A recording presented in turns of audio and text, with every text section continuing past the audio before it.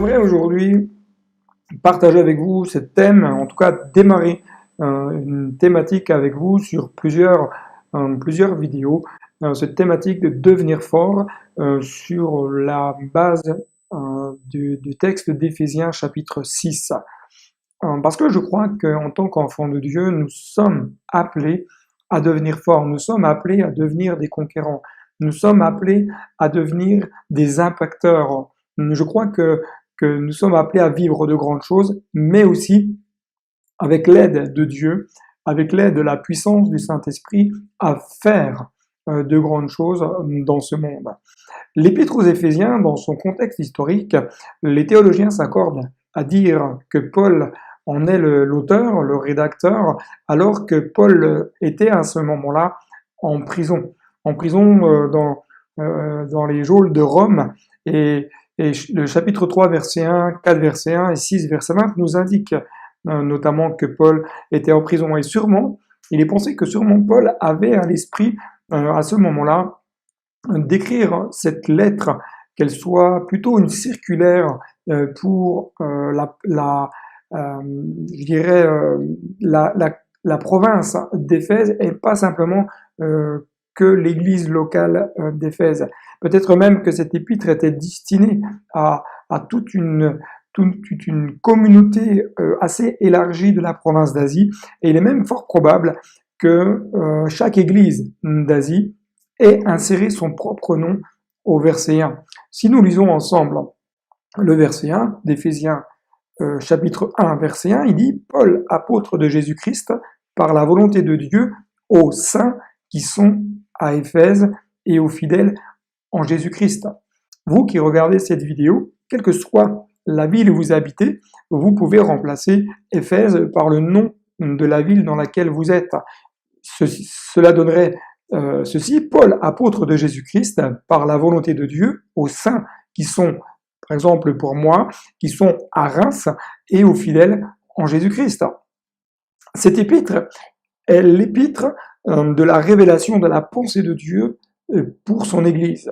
Il y a toute une richesse dans chaque verset de cette épître où chaque enfant de Dieu est invité à plonger ses regards pour y retirer tout l'enseignement que Dieu veut lui transmettre au travers de cette épître. Lisons ensemble Éphésiens chapitre 1, versets 15 à 19. « C'est pourquoi, moi aussi ayant entendu parler de votre foi au Seigneur Jésus et de votre charité pour tous les saints, je ne cesse de rendre grâce pour vous, faisant mention de vous dans mes prières, afin que le Dieu de notre Seigneur Jésus-Christ, le Père de gloire, vous donne un esprit de sagesse et de révélation dans sa connaissance et qu'il illumine les yeux de votre cœur pour que vous sachiez quelle est l'espérance qui s'attache à son appel, quelle est la richesse de la gloire de son héritage qu'il réserve aux saints et quelle est envers nous qui croyons l'infinie grandeur de sa puissance se manifestant avec efficacité par la vertu de sa force. » Nous sommes de ceux et celles qui rendons grâce pour l'église locale dans laquelle Dieu nous a rattachés. La Bible m'enseigne et nous enseigne ici la reconnaissance de la valeur des frères et des sœurs qui composent l'église locale. Rendez grâce pour ceux qui composent l'église locale, les frères, les sœurs, les jeunes, les moins jeunes. Bénissez Dieu pour ceux et celles que Dieu a ajoutés à son église afin de faire avancer son royaume ici-bas. Ne cherchant pas, je pense, à pointer du doigt les défauts des uns des autres.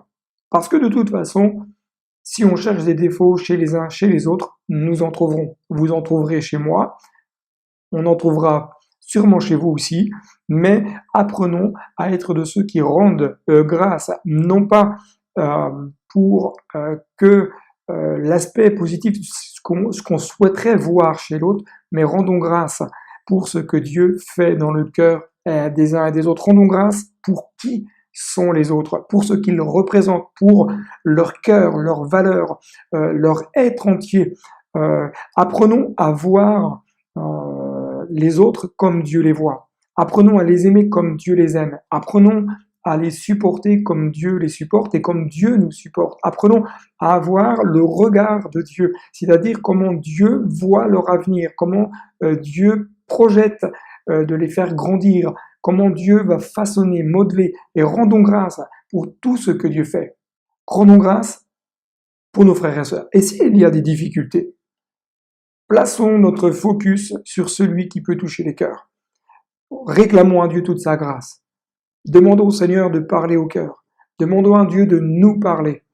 Parce que souvent, nous regardons ce qui se passe chez les autres, mais moi, j'aime à dire que bien souvent, j'ai assez à balayer devant ma porte, donc j'ai du ménage à faire chez moi, et je demande au Seigneur encore de m'éclairer, de me montrer, d'ouvrir mes yeux afin de m'aider à ce que je puisse encore me perfectionner, grandir, qu'il puisse émonder en moi ce qui n'est pas à sa gloire, qu'il puisse enlever dans mon cœur, peut-être dans mon caractère, des choses qui peuvent faire obstacle à la bénédiction de Dieu dans ma vie et qui peuvent peut-être offenser, blesser ceux qui m'entourent. Le désir de Paul dans cet épître, c'était que la communauté chrétienne d'Asie mineure puisse grandir. Tout d'abord, qu'elle puisse grandir dans la révélation de qui est Dieu et de qui est Jésus-Christ. Nous sommes, en tant qu'enfants de Dieu, appelés à grandir dans cette dimension de la vie de l'esprit. Pourquoi? Pour que, au travers de nous, nous puissions aider les autres aussi à grandir. Pour que, au travers de nous, les autres puissent aussi rentrer davantage dans les profondeurs de la vie de l'esprit. Quels sont les plans de Dieu pour vous? Quels sont les plans de Dieu pour ceux qui vous entourent? Prenons, frères et sœurs, conscience que Dieu veut nous amener en croissance. Et il veut nous amener en croissance de façon à ce que nous puissions découvrir davantage qui est Dieu et davantage qui est Christ. Il me semble que dans le rythme de nos vies, nous oublions parfois de nous arrêter et prendre simplement le temps d'écouter Dieu. Simplement prendre le temps de découvrir qui il est vraiment, ce qu'il attend de nous, d'approfondir davantage notre relation avec lui. Nous avons tellement besoin d'une onction particulière sur notre existence. Nous avons tellement besoin d'une onction particulière sur notre vie, besoin d'une direction de Dieu révélée par le Saint-Esprit. La sagesse qui nous vient d'en haut, ce n'est pas une sagesse intellectuelle. Ce n'est pas celle qui se définit par des capacités humaines. La sagesse d'en haut, c'est celle qui vient nous impacter, c'est celle qui vient nous révéler le cœur du Père, nous aider à comprendre les choses avec un regard, non pas charnel, mais un regard divin. La sagesse d'en haut est bien souvent parasitée par celle qui est intellectuelle. Paul va souhaiter que la communauté grandisse dans la révélation. Et le mot révélation nous vient du grec apocalypsis, qui nous dit littéralement, c'est apparaître, éclairer et instruction. Ensuite, dans l'enseignement de Paul, Paul voulait et souhaitait que l'Église d'Asie mineure puisse grandir dans la connaissance spirituelle. Une connaissance divine de qui est Dieu et de qui est Jésus-Christ. Non pas une connaissance humaine, non pas une connaissance qu'intellectuelle, mais une connaissance spirituelle.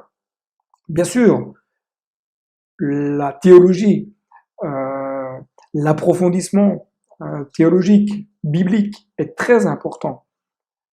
Mais ces choses ne doivent pas occulter la connaissance spirituelle profonde, celles qui viennent enraciner notre vie. L'intellect ne doit pas dominer ce qui est spirituel. On peut avoir la tête bien remplie, mais notre âme peut être comme asséchée. La connaissance de Dieu, elle vient par la manifestation de la révélation du Saint-Esprit. La connaissance de Dieu nous amène à découvrir davantage les profondeurs et les largesses de Dieu. La connaissance par la révélation nous amène à puiser non pas dans notre intelligence, mais dans l'intelligence de Dieu. Elle nous amène à puiser dans la ressource qui est Dieu. En vue de quoi? En vue de notre croissance. D'où l'importance de la prière régulière, d'où l'importance de la méditation régulière, de la parole de Dieu. D'où l'importance de se laisser éclairer par le Saint-Esprit, de laisser le Saint-Esprit venir nous guider, nous montrer la voie. J'aimerais vous dire ceci, la révélation n'est possible qu'à partir du moment où nous laissons le Saint-Esprit venir illuminer les yeux de notre cœur. Le verbe illuminer nous vient du grec photizo, qui nous dit littéralement c'est donner de la lumière, briller, éclairer, rendre évident, faire que quelque chose existe et ainsi vienne à la lumière. Nous avons besoin de laisser le Saint-Esprit venir briller dans notre vie afin d'éclairer, de mettre en évidence ce qui a besoin de changer. On a besoin d'une révélation du Saint-Esprit afin que cette œuvre se fasse dans notre vie et qu'il fasse venir en lumière pour que les choses existent. Une troisième chose que Paul souhaitait que l'Église d'Asie mineure puisse grandir, elle puisse grandir dans la connaissance de l'espérance de l'appel de Jésus-Christ. Grandir dans la connaissance de l'espérance. Qu'est-ce que c'est que cette espérance? Cette espérance nous vient littéralement dans le grec d'une attente joyeuse et confiante dans le salut éternel. Attendons-nous ou attendez-vous joyeusement ce jour glorieux où Jésus reviendra? Celui où Jésus reviendra chercher son Église. La finalité de notre vie chrétienne, ce n'est pas simplement d'avoir une vie bénie ici-bas. La finalité de notre vie de foi en tant qu'enfant de Dieu, c'est d'être un jour assis avec Christ dans les lieux célestes. C'est d'être assis avec Christ pour l'éternité. C'est d'être dans la gloire. La finalité, ce n'est pas d'avoir un bon job ici-bas. Ce n'est pas d'avoir une belle maison. Même si ces choses sont tout à fait légitimes en soi, mais ce que nous espérons, en quoi nous devons attendre avec ardeur, c'est ce ciel glorieux. Paul voulait que l'Église d'Asie puisse grandir dans la connaissance de l'espérance de l'appel qui est en Jésus-Christ. Et le mot espérance lui vient du grec elpis, qui nous parle littéralement d'une attente joyeuse et une confiance en Dieu dans ce salut éternel.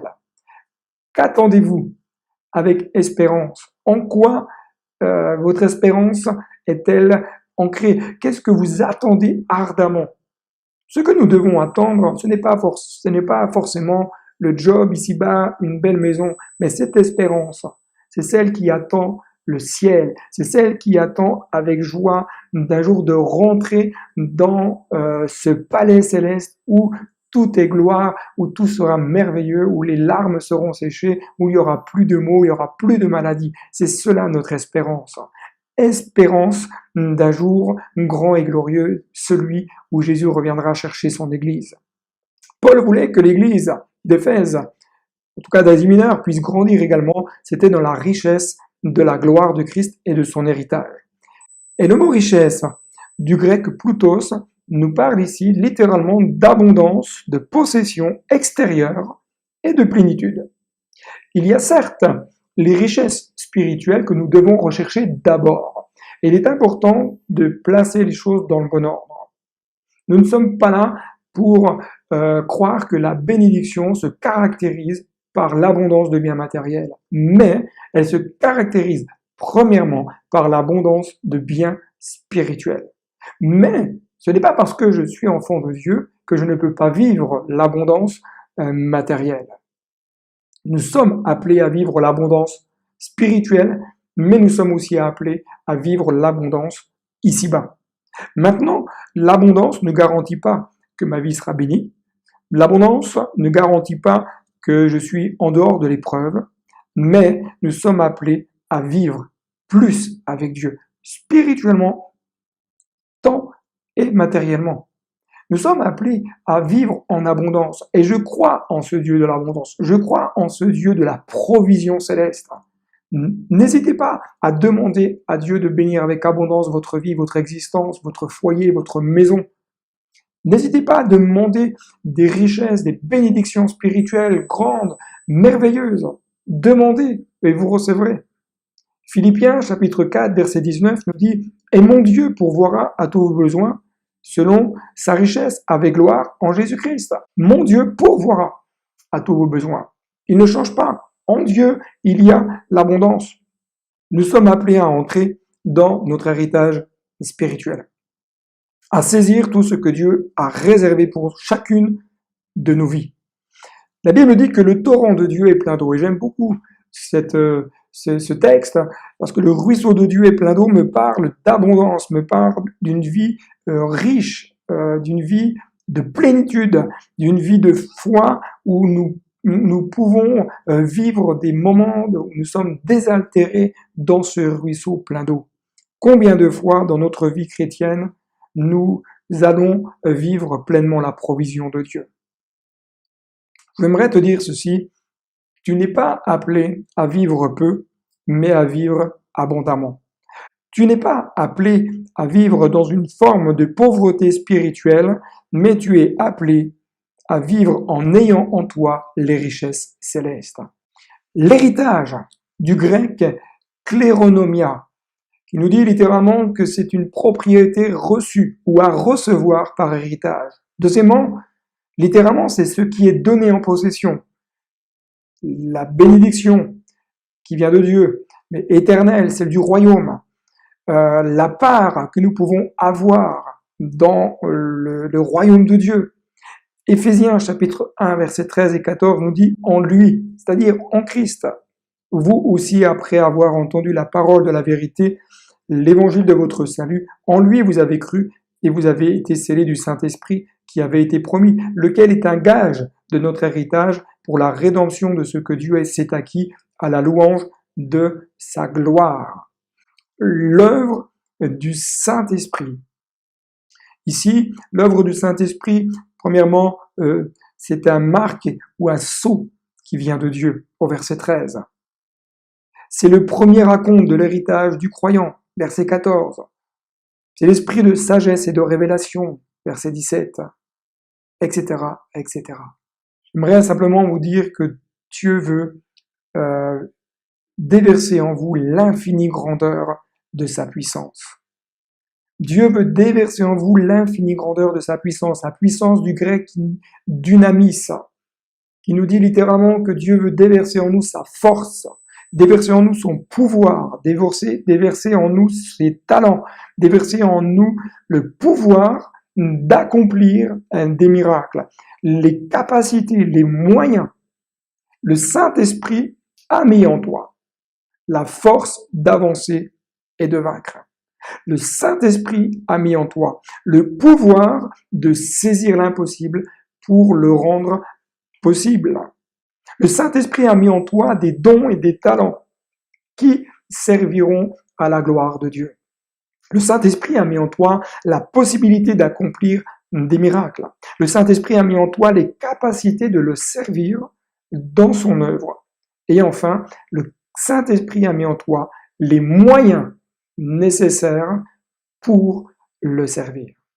Mon frère, ma sœur, demande à ce que l'Esprit de Dieu puisse venir te revêtir de puissance, que l'infinie grandeur de Dieu puisse venir te revêtir, puisse venir te saisir, puisse venir te donner la force, le pouvoir, et tout ce dont tu as besoin, les capacités que tu as besoin pour pouvoir le servir ici-bas et de devenir, à ton tour, un impacteur pour beaucoup autour de toi.